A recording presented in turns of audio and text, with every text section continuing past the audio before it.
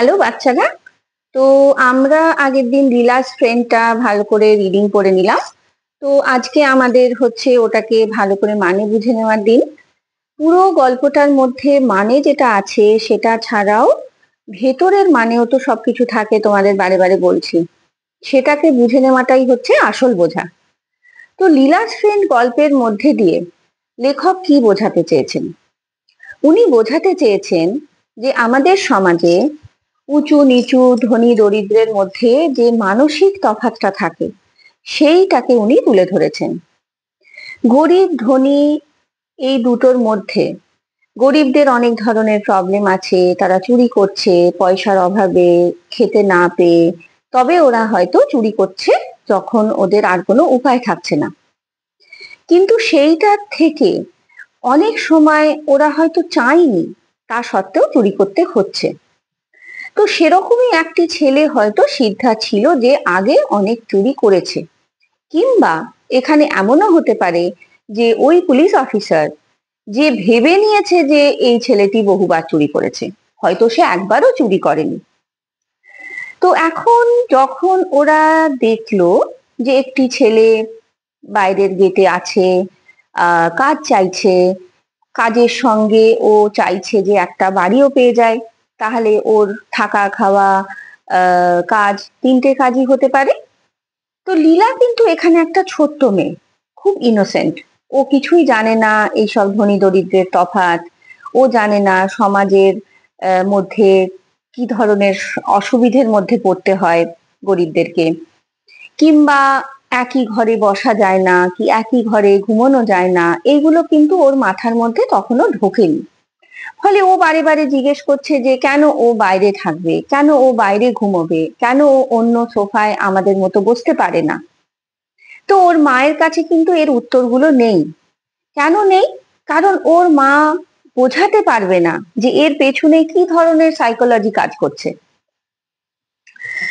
এখন কি হলো, আমরা ভালো করে বুঝতে পারলাম সিদ্ধা কিন্তু চুরি করেনি।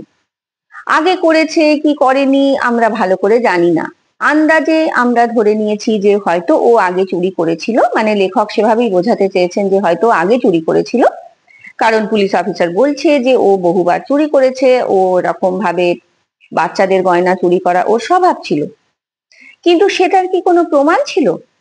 কিংবা এমনও হতে পারে যে ও চুরি করেছিল আগে হয়তো ঠিকই, কিন্তু এখন লীলাকে দেখে লীলার পরিবারের সঙ্গে মিশে গিয়ে ওর আর সেই চুরির ইচ্ছেটাও ছিল না। আর লীলাকে ভালোবেসে ওর সঙ্গে ভালো বন্ধুত্ব হয়ে ও চুরির কথা ভাবেওনি।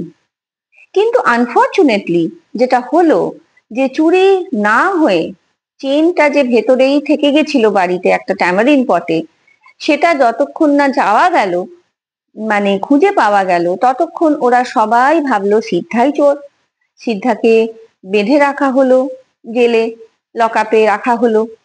কিন্তু একটা কোনো ধরনের রিপেন্টেন্স থাকলো না ওদের লীলার মা বাবার মধ্যে, যে ইস বেচারাকে এতদিন তো আমরা তাহলে ভুল বুঝে ওকে চুরির দায়ে লকআপে রাখা হলো। ওরা খুব ক্যাজুয়ালি বলে দিল যে এই ছেলেটিকে কিন্তু আর রাখা যাবে না। কিন্তু কেন? ও তো চুরি করেনি, সেটা প্রমাণও হলো। তা সত্ত্বেও কিন্তু ওরা বলে দিল যে একে রাখা যাবে না। তো এখানে যে মানসিক চরিত্রটা ধরা পড়ে, যে ধনীদের মধ্যে অনেক সময় ওরা আর কাউকে বিশ্বাস করতে পারে না। বিশ্বাসটা একবার ভেঙে গেলে সেটাকে আবার নতুন করে জুড়ে নিয়ে সেটাকে জায়গায় ফিরে আসাটা খুব কঠিন হয়ে যায়। আর বেচারা সিদ্ধা প্রাণপণে লীলাকে ভালোবাসলো, লীলার সঙ্গে খেলা করলো, লীলাকে অনেক সময় দিল। ওই অল্প কিছু টাকা আর খাবার বিনিময়ে কিন্তু ও ওর জীবনটাকে খুব আনন্দে ভরিয়ে দিয়েছিল। তা সত্ত্বেও বেচারাকে চুরির দায় পেতে হলো। আর চুরির দায়ের পরে ওর জেলও খাটতে হলো। এখন জানাও নেই যে ভবিষ্যতে ও আর কোথাও কাজ পাবে কিনা, কোনো কেউ ওকে নেবে কিনা। কারণ একটা মানুষকে শুধরানোর কি বলবো, মানে শুধরানোর জন্য একটা ব্যবস্থা করে দেওয়া, কিংবা মানুষটা যাতে আর ভুল না করে সেটার জন্য সহযোগিতা করার লোকের খুব অভাব। এখন যদি ওরা ওকে কাজে আবার রাখতো তাহলে কিন্তু অন্যরকম হতো। ওরা জানলো যে ও চুরি করেনি, তারপরে আবার যদি ওটা কাজে রাখতো তাহলে কিন্তু ও চুরির কোনোদিনই আর করতে পারতো না।